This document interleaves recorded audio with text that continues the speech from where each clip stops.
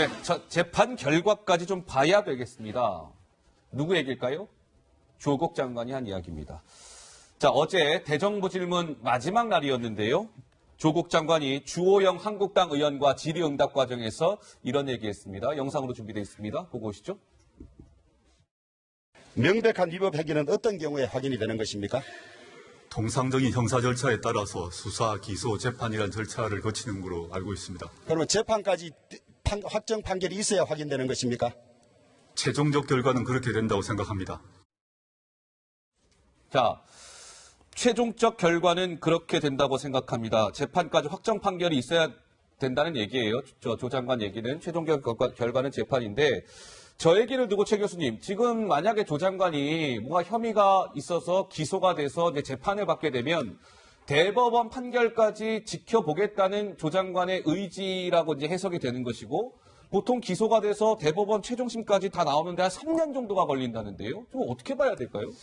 이 조국 장관 이 사안 중에서 제일 핵심이 위법한 행위, 위법한 행위가 드러나지 않으면 다시 말하면 의혹만으로는 낙마시킬 수 없다라는 거였고 그 기존은 유지되고 있는 것 같아요. 일관된 논리입니다 지금.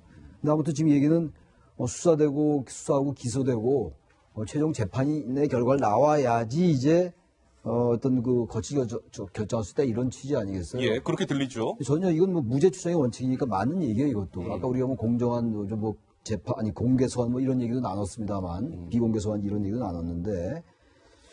많은 얘기긴 한데 무죄 추정의 원칙에 따라서 죄가 없는 거니까 아직 뭐 장관직을 그만둘 필요가 없죠. 근데 지금 말씀처럼 글쎄요, 뭐 저는 뭐 법조인이 아니라서 3년일지 얼마인지 모르겠어요. 대법원 판단까지 꽤 오래 걸릴 거 아니에요.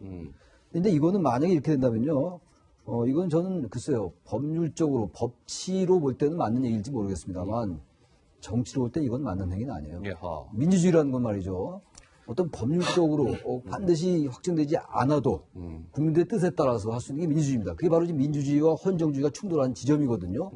이걸 너무 이렇게 오로지 이 법리에 의해서 유죄로 확정되지 않으면 할 수 없다? 그거는 제가 볼 때 민주주의의 퇴행으로 들려요. 이건 지금 현재 상황이 지금 정치와 법치가 아주 교묘하게 막 혼재돼 있어요. 이번 사안, 이 사태, 이른바 이제 조국 사태라고도 많이 부르는데, 조국 사태에서 이 정치와 법치가 많이 혼재돼 있는데, 아니 이런 식의 논리라면 이거는 저는 맞지 않는다고 생각해요. 맞지 않는다. 지금 당장은 모르겠으나, 계속 이런 식의 스탠스 유지한다. 물론 이건 가정이에요. 조국 장관이 만약에 기소된다라는 건 그렇죠. 가정이기 기소된다는 때문에, 가정하에. 가정으로 얘기한다면 만약에 이렇게 된다. 기소가 됐음에도 불구하고 장관을 한다? 가능하겠습니까? 저는 가능하지 않을 것 같아요. 그러나 어쨌든 현재 여권의 인식은 바로 이런 논리의 연장에 있는 것 같긴 합니다. 그런데 김민지 기자. 네. 대정부 질문 이제 어제 저 조 장관 목소리는 이제 대정부 질문 마지막 날이었던 어제의 이야기고요. 대정부 질문 첫날은 좀 조 장관이 다르게 얘기했다면서요? 무슨 그렇습니다. 얘기입니까? 이제 말씀하신 대로 어제는 이제 거취에 대해서 재판까지 보겠다 얘기했지만 대정부 질문 첫날 국회 데뷔 전에서는 사실 검찰에 소환될 때 좀 고민하겠다 이렇게 얘기했거든요. 그때 당시 모습 준비했습니다. 평소 주장대로라면 검찰이 소환할 경우 장관직을 사퇴하고 조사를 받는 것이 맞다고 보는데 소환될 경우에 그렇게 하시겠습니까? 소환이 되면, 소환 통지가 저에게 온다면 그때 제가 고민하겠습니다. 네, 고민하겠다라고 얘기했는데 어제의 그 발언의 톤은 조금 달라진 것 같죠. 그러니까 물론 가정이긴 합니다만 조 장관이 기소가 돼서 재판을 받게 되더라도 대법원 최종심의 결과가 나오기 전까지는 조 장관이 법무부 장관직을 재판을 받으면서 계속 하겠다는 의미로 읽힐 수 있는 건데요. 최 변호사님 어떻습니까? 특권을 요구하겠다는 겁니까?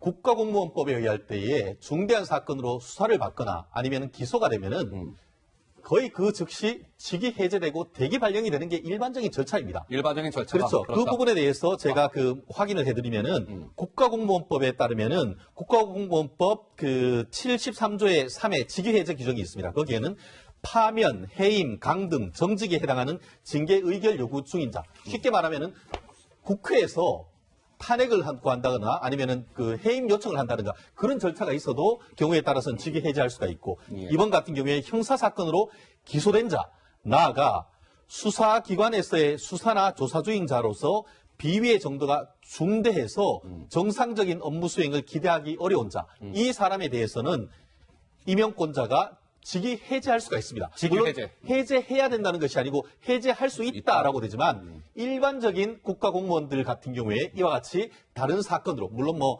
음주운전 뭐 이 정도는 되는 게 아니고 좀 중대한 사건으로 수사가 됐다는 사실 자체만으로 나아가 기소가 되면은 사실상 직위 해제를 하고 대기 발령을 합니다. 예. 그런데 조국 장관님께서는 이 법을 모르셨는 건지 아니면은 알면서도 임용권자인 대통령을 믿고 저렇게 말씀하시는 건지 예. 국민의 입장, 법조인의 입장으로서는 답답하기 그지없습니다. 자, 대한민국의 공무원 규정이 바뀌어야 돼요. 지금 대한민국의 공무원 징계 규정은 범죄 수사가 시작이 되면 직무 정지됩니다.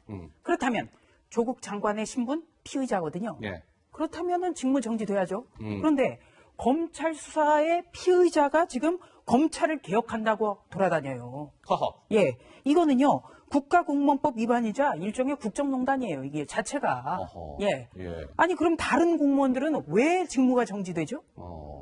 법무부 장관 공무원이에요. 예. 그리고 본인이 피의자, 부인은 피고인, 오촌 조카 구속됐죠? 자녀 둘 모두 피의자. 이런 분이 법무부 장관. 정의부죠, 정의부. 법무부 장관으로서 직을 계속하면서 검찰 개혁한다고 하고 여러 가지 이렇게 뭐 대통령과 같이 나서서 뭐 개혁의 내용을 이야기하고 이거 자체가 굉장히 불편하고 예. 세계적으로도 유례가 없을 겁니다. 예. 최 교수님. 우리, 예. 우리 조 부장님 이제 비판의 수위가 높은데 저는 뭐 다른 측면에서 말씀 좀 드려보면은 이해충돌 금지라는 게 있잖아요. 그럼 이제 이 법률적으로 뭐 수사, 기소 이런 사법적인 체계 이전에 말이죠. 지금 부인께서 지금 이제 수사를 받고 있는 상황이잖아요. 그렇죠. 예. 일정 부분 지금 기소가 돼 있고 사무소 위적으로 기소돼 있고 이제 소환이 이제 오늘이다 뭐 내일이다 이러고 있는 상황이잖아요.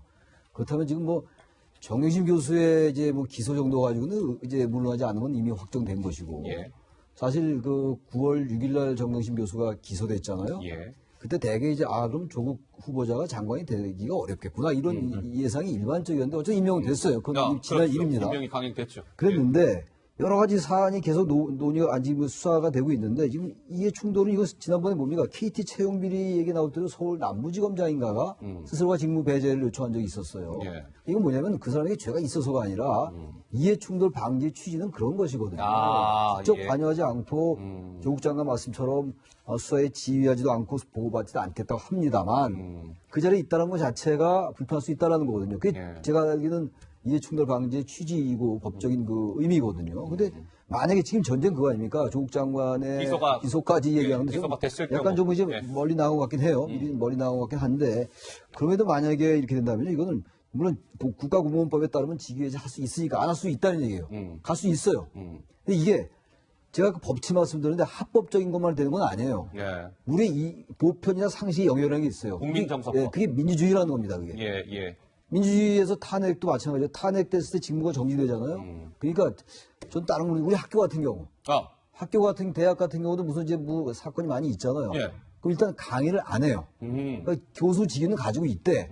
그 일단 강의를 뺏는다고요. 하하. 그 다음에 이제 문제가 확정이 되면 다시 강의를 주거든요. 예, 예. 그래서 조국 장관은 제가 뭐 사퇴하는 얘기가 아니라 이 정도 얘기가 되면요. 일단 직무를 좀 배제해라. 예. 그러면 공평할 것 같아요. 다시 말하면 무조건 지금 이게 워낙 팽팽하게 맞부딪히고 있으니까 어느 한쪽 주장할 게 아니라 예. 양쪽을 절충해서 말이죠. 이 사안이 어느 정도 가닥을 잡을 때까지 직무를 정지해 주는 거예요. 장관직 유지하되 직무 정지는 할 수 있는 거 아니에요. 장관직을 갖고 있는 거예요. 알겠습니다. 대학도 마찬가지. 교수직 유지하면서 강의를 안 하는 거거든요. 예. 좀 그런 방법은 좀 없을까? 왜냐면 양쪽이 너무 지금 자기 주장만 팽팽하니까 예. 좀 그런 절충이라면 모를까 그런 게 좀 필요하지 않을까 생각 좀 들어요. 예. 최 교수님이 또 하나의 아이디어를 주셨고요. 자, 어제 김민지 기자 대정부 질문에서 말이죠. 대정부 질문 얘기 조금 더 해볼게요, 시청자 여러분. 자, 이낙연 국무총리의 발언이 도마 위에 올랐다는데 그렇습니까? 예. 그렇습니다. 사실 지금 여당, 민주당에서는 계속 이 사건과 관련해서 그 검찰의 태도에 대해서 문제를 제기하고 있고 오늘 민주당에서는 또 조국 관련 수사를 하고 있는 검찰을 고발하기도 했습니다. 허허. 그런데 이낙연 총리가요, 이 여당에서 주장하는 것 중에 특별히 또 하나는 검찰이 야당과 야합해서 기획 수사를 하고 있는 것 아니냐 이런 그 의심을 하고 있는데 이낙연 총리도 여기에 동감하는 듯한 반응을 보였기 때문에 부적절하다는 이야기가 나오고 있습니다. 당시 모습 영상으로 준비했습니다. 동양대 표창장 사건에 관해서 우리 중앙당 의원께서 9월 4일에 의혹을 제기하기 이전에 이미 한국당 의원하고 최성 의원하고 만났다는, 최성의 총장 만났다는 겁니다. 그 과정에서 그런 내용을 얘기를 했고요. 이걸 본다고 하면 검찰, 야당 서로 짜고서 기획수사하는 거 아닙니까? 예, 여러 가지 의심이 듭니다. 진실이 밝혀지기를 바랍니다. 자, 더불어민주당 송기현 의원이 조국 일가 수사와 관련해서 검찰과 야당이 서로 짜고서 기획 수사하는 것 아닙니까라고 질문하자 이낙연 국무총리께서는 여러 가지 의심이 든다라고 얘기했습니다. 진실이 밝혀지기를 바랍니다만 무언가 듣기에 따라서는 검찰과 야당이 지금 서로 짜고 치고 이런 기획 수사를 하고 있는 것처럼 그렇게 좀 읽혀지는데요. 어떻습니까? 저는 총리님이 사실 지난주까지만 해도 예. 지금 언론 후문을 보면은 대통령께 직언을 하고 그리고 또 조국 장관 임명에 대해서 사실상 반대적인 입장을 보였다라는 후문이 나왔었습니다. 그러면서 지난주에도 그 공개적으로 사실상 이와 같은 상황이 공정한 것인가 하는 의문도 제기를 했었는데 갑자기 문재인 대통령께서 외국 갔다가 들어오셔가지고 예. 조국 장관에 대해서 감싸기에 나오자마자 입장이 상당히 오히려 한쪽으로 문재인 대통령의 입장으로 하면서 예. 이 부분에 대해서도 여러 가지 의심이 듭니다. 사실 평소 때 검찰 그 국무총리 같은 경우에 굉장히 언행을 조심하시는 그런 분 아닙니까? 예. 그런데 어떤 야합을 짜고 치는 기획수사 아닌가 얘기에 여러 가지 의심이 듭니다라는 것은 사실상 그 질문에 맞다라고 얘기하는 거 아닙니까? 그렇게 들릴 수 있는 그럴 소지가 가능성이 있어요. 훨씬 더 높은 예. 거죠. 예. 과연 이와 같은 것이 많은 국민들의 어떤 그런 그 일반적인 입장에서 맞는 것인지는 의문이고 예. 사실 그렇습니다. 국회의원이란 그 국무총리라는 것이 1인 지하, 만인 지상 굉장히 어려운 직책에 있습니다. 하지만 현 상황에서 대통령께 직언할 수 있는 유일한 사람이라고 한다고 하면은 오히려 저는 이 총리라고 봅니다. 이 총리님의 정말 바른 소리 저는 기대하고 싶습니다. 예. 최 교수님. 이게 우리 이낙연 총리에게 기대한 바가 많아요. 평소에도 보면 이제 소신 발언도 많이 하시고 여권 내에서 저는 이낙연 총리의 존재가 대단히 소중하다고 생각합니다. 왜냐하면 총리면서도 뭔가 이 여권 내에 이런 어떤 정파적이고 당파적인 사안이 나올 때 중심을 잡아주셨어요. 예. 26일 날도 바로 지금 방금 지금 말씀하셨습니다만 그래픽 나오고 있죠? 예. 나오고 우리 사회가 공정한가에 대한 깊은 회의가 국민들에서 싸게 탔다. 저에게 사실 조국 장관에게 대단히 우회적으로 비판적인 비판한 발언이에요. 거죠. 비판한 예, 거죠. 예. 비판한 거죠. 당연히 비판한 건데 어제 말씀이 이렇게 바뀌었단 말이죠. 전 이런 부분이 있어요. 이번 제가 아까 솔직해지라고 말씀드렸잖아요. 이번 사안이 완전히 이제 여권과 야권의 뭐 대결 구도니까 그건 뭐 당연한 것이고 정파적으로 뭐 이제 대결 구도가 하는 건 맞아요. 예. 제가 아까 그 참여연대 아까 그 집행위원장 김경률 위원장도 위원장이 예. 있었습니다만 저도 굳이 얘기하면은 저도 이 민주당 그리고 문재인 정부의 진보적 의제에 아주 100% 동의하는 사람이에요 기본적으로. 근데 지금 이번 사안은 말이죠. 진보 지역 내에서도 진화하고 있다고 생각해요. 아까 제가 잠깐 언급했었는데. 예. 근데 이낙연 총리 얘기로 다시 돌아와서 이낙연 총리가 대단히 마음고생을 많이 하고 있는 건 아닌가라는 생각이 좀 들어요. 예. 왜냐면 이 말이란 게 아다르고 어다른 거거든요. 아다르고 어다르다. 예. 이건 팩트를 가지고 얘기하는 건 아니지 않습니까? 그다음 대개 이낙연 총리의 평소에 화법으로 볼 때는 네. 저렇게 얘기 안 했을 거란 말이에요. 다른 쪽으로 얘기했을 가능성이 높아요. 네. 어제 약간 정치적 발언 중에서 중요한 건 애매모호한 발언이 굉장히 중요한 정치적 발언이고 그걸 외교적 발언이라고 그래요. 애매모호 전략이라고 합니다. 영어로 스트래티지 오브 앰비규티라고 얘기하기도 하는데 이건 거의 뭐 의심이 든다는 얘기는 검찰과 야당이 내통했다라고 수사하고 얘기하는 거나 있으니까 마찬가지란 그렇게 말이에요. 들리죠. 저는 이게 이낙연 총리의 평소 화법이 아닌 것처럼 보이고 예. 따라서 지금 여권 내가 조국이란 분을 어쨌든 사수하기 위해서 총력전하고 있다는 하나의 방증이 아닌가 생각이 좀 들어요. 자, 오늘 관련해서 말이죠. 시청자 여러분. 지금 이낙연 총리 얘기가 나왔으니까.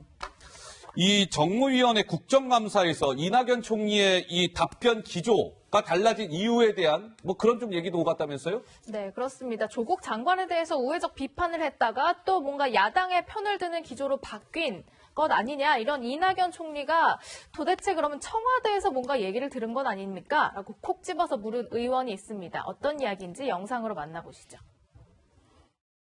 총리의 답변 기조가 달라졌는데 대정부 질문 답변 내용에 대해서 청와대에서 불만을 표시하거나 신중을 기해달라는 요청을 받으신 적 있습니까?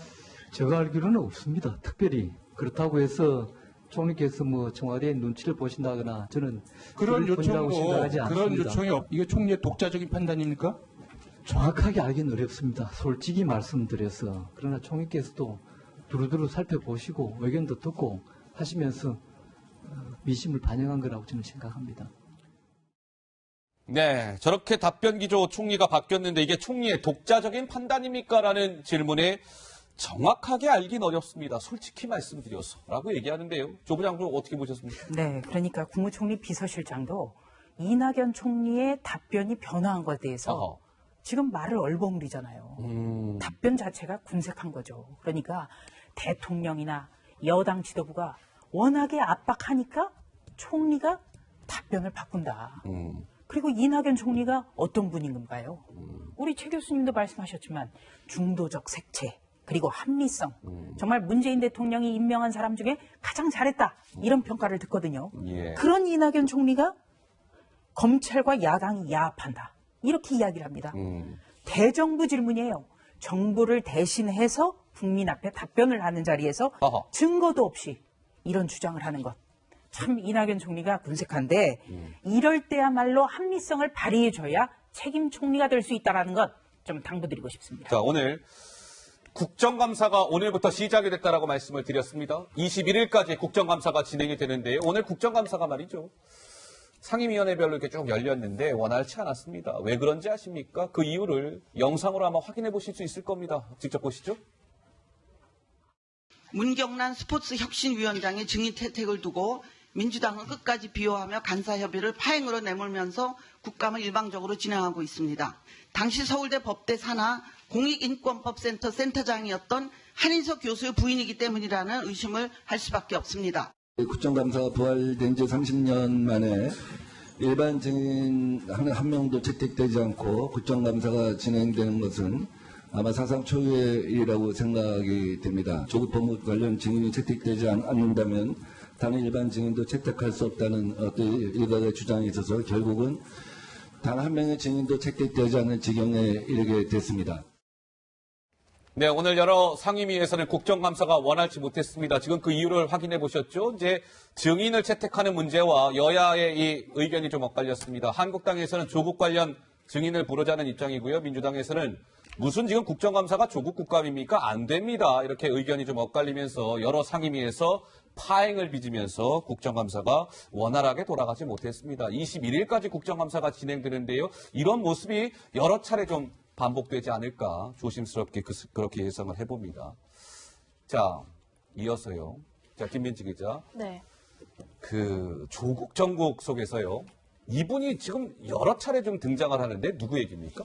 유시민 노무현 재단 이사장 얘기입니다. 지금 현재 윤석열 검찰총장을 중심으로 검찰이 조국 장관 가족과 본인에 대해서 수사를 벌이고 있는데 이 수사에 대해서요. 검난이라고 표현해서 좀 무리를 일으키고 있습니다. 무슨 발언인지 직접 들어보시죠. 다 건너뛰고 지금 대통령하고 맞대결 양상으로 검찰의 수사권과 기소권을 가지고 휘두른 거 아니에요. 그래서 제가 이거를 총칼은 안 들었지만 난이다. 예, 검찰의 난, 예, 윤석열의 난, 그다음에 좀 과장한 레토릭으로 카피로 쿠데타 이런 표현을 쓴 건데요. 막 쿠데타 표현은 좀 과한 걸로 제가 취소하죠. 그러나 문학적 표현으로 검난 이 표현은 계속 가지고 오고 싶어요. 뭐 제가 그렇게 줄 놓은 사람 같아요? 아니잖아요. 네, 유시민 이사장. 대통령과 맞대결하는 양상으로 총칼은 안 들었으나 검찰의 난, 윤석열의 난이라고 표현했고요. 이 윤석열, 저 위에 제목 한번 봐주세요. 이 윤석열의 난은 신군부와 비슷하다라고 유시민 이사장이 얘기했습니다. 최진영 변호사께서는 동의하십니까? 동의할 수 있겠습니까? 잠재적 대권 후보인 유시민 작가께서 현재의 검찰총장을 지금 수사 자체에 대해서 검난이다. 본인은 취소했습니다만 레토릭이라고 표현하면서 쿠데타다. 신군부다. 저는 제 귀를 의심했습니다.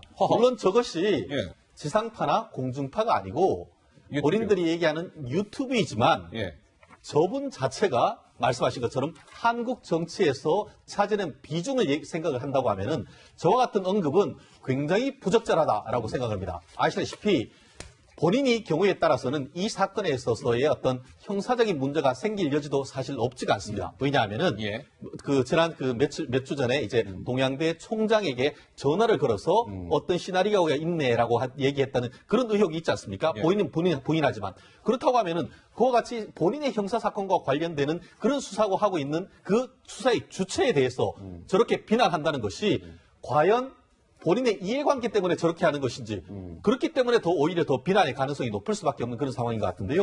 말씀드렸듯이 정말 많은 사람들이 그 얼마 전까지만 해도 이 유시민 작가 같은 경우에 굉장히 많이 지지를 했는데 최근에 있었던 일련의 발언, 예를 들어서 정경심 교수가 밤 12시에 가서 이 동양대에 있는 PC를 가지고 왔는 것을 증거를 확보하기 위해서 얘기했다는 등 이런 얘기했던 신군부라는 등 이런 얘기를 하면서 너무 지나치게 가고 있다는 그런 비판이 있다는 것을 좀 들어주셔서 좋겠습니다. 이런 생각이 들어요. 지금 이제 정치검찰이라는 얘기 벌써 나왔고 여권 내 중진 의원 입에서 나왔고요.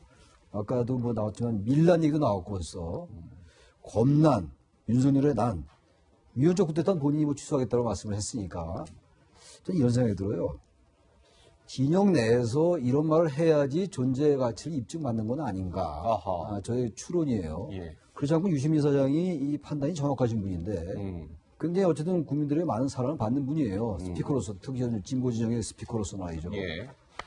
근데 이런 말씀을 했다는 거는 전 그렇게 꼭 생각하지 않고라도 제가 아까 진영 대결 계속 말씀드리는데 이런 갈등을 최고조로 끌어올려야 수위를 최고조로 끌어올려야 뭔가 진영 내에서 존재감도 인정받고 그러고 지지층도 결집하고 이런 과거의 퇴행적 정치 문법에 너무 익숙한 것은 아닌지 대단히 부적절하죠. 부적절하다. 뭐 귀찮겠어요.